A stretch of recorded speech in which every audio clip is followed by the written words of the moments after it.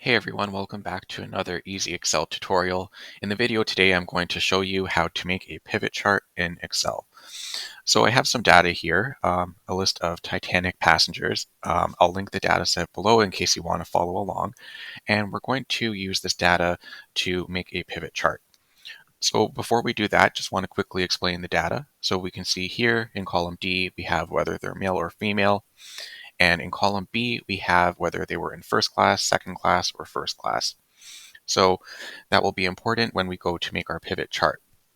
So very easy to make the pivot chart. We're just going to go over to the Insert tab in the ribbon here, and then we're going to go here, Insert Pivot Chart, select a data table or range. So it automatically selects the data that we want to include in our pivot chart, and we're going to put it into a new worksheet. So just the default settings here.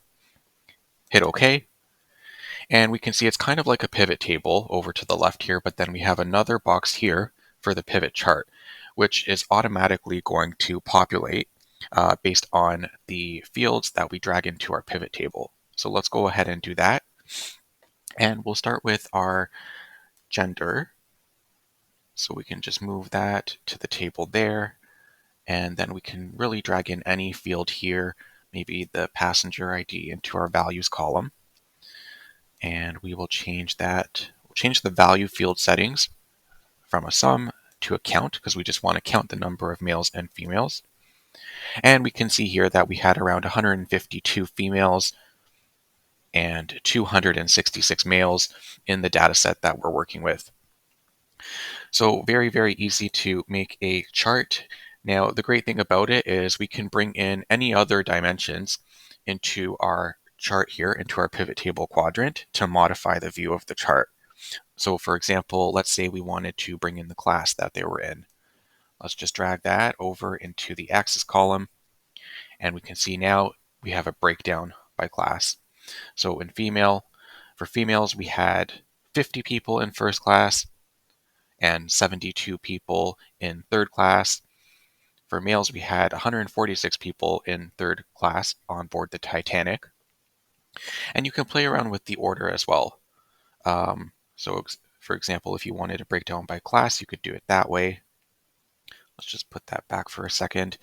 Another thing you can do is you can add a filter to your pivot chart using any of the fields in the table here.